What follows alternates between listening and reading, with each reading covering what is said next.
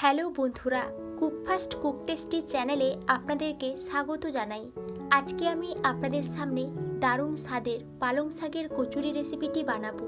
আপনারাও বাড়িতে পালং শাকের কচুরি রেসিপিটি তৈরি করে দেখতে পারেন, খেতে কিন্তু ভালোই লাগবে। তাহলে চলুন দেখে নেওয়া যাক এই রেসিপিটি আমরা কিভাবে বানাবো।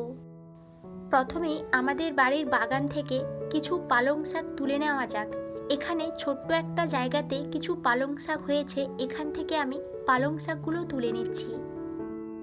পালং শাকগুলো তোলা হয়ে গেছে এবং একটা ঝুড়ির মধ্যে আমি পালং শাকগুলোকে রেখেছি। এই পালং শাকগুলোকে আমি ভালো করে ধুয়ে নেব। পালং শাকগুলো ধুয়ে নিয়ে পালং শাকগুলোকে ভালো করে বেটে নেব। আপনারা চাইলে পালং শাকের পেস্ট করে নিতে পারেন। দেখুন পালং শাকের পেস্ট। এবারে এই পালং শাকের পেস্টকে আমি একটু কষে নেব। তার জন্যে গ্যাস অন করে একটা কড়া বসিয়ে দিয়েছি, এর মধ্যে সর্ষের তেল দিয়ে দিলাম আর আমি হাফ চা চামচ কালো জিরে দিয়ে দিলাম। এবারে আমি এর মধ্যে পালং শাকের পেস্টটা দিয়ে দিলাম। কিছুক্ষণ নাড়াচাড়া করে এর মধ্যে এক চা চামচ আদা পেস্ট এবং এক চা চামচ কাঁচা লঙ্কার পেস্ট দিয়ে দিলাম। এবারে আমি সবগুলোকে নাড়াচাড়া করতে থাকবো যতক্ষণ না পালং শাকের পেস্টটা থেকে জলটা শুকিয়ে যায়। দেখুন পালং শাকের পেস্টটা শুকনো শুকনো হয়ে গেছে। এবারে আমি এই পালং শাকের পেস্টকে একটা বাটির মধ্যে নামিয়ে আনলাম।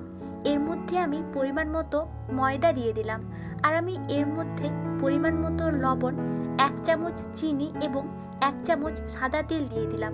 সবগুলোকে ভালো করে মাখিয়ে নেব। প্রায় 5 মিনিট মতো সবগুলোকে ভালো করে মাখিয়ে ডো তৈরি করে নিয়েছি।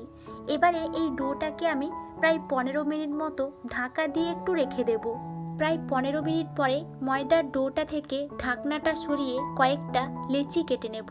দেখুন আমি ময়দার ডোটা থেকে লেচিগুলো কেটে নিয়েছি। এবারে আমি এখান থেকে একটা লেচি নিয়ে লুচির মতো করে বেলে নেব। এইভাবে আমি সব লেচিগুলোকে লুচির মতো করে বেলে নেব। সবগুলো লুচির মতো করে বেলা হয়ে গেলে একটা জায়গায় সাজিয়ে রাখলাম। দেখুন লুচিগুলো কতটা সুন্দর লাগছে। এবারে আমি এই লুচিগুলোকে ভালো করে ভেজে নেব।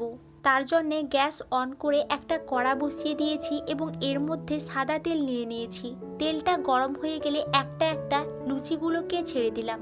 লুচিগুলোর একদিকটা ভালো করে ভাজা হয়ে গেলে উল্টে পাল্টে দুটো সাইড ভেজে নেব। দেখুন কচুরিগুলো হয়ে গেছে এবং কচুরিগুলো কতটা ফুলে গেছে। এইভাবে আমি সব কচুরিগুলোকে ভালো করে ভেজে একটা থালার মধ্যে নামিয়ে আনলাম। দেখুন কতটা সুন্দর হয়েছে এই পালং শাকের কচুরিগুলো। আপনারাও এইভাবে খুব সহজেই পালং শাকের কচুরি রেসিপিটি তৈরি করতে পারবেন এবং গরম গরম আলুর দমের সঙ্গে সার্ভ করে দিতে পারেন।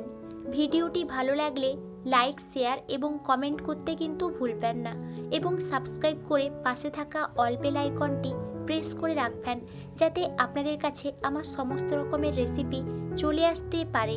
Thank you.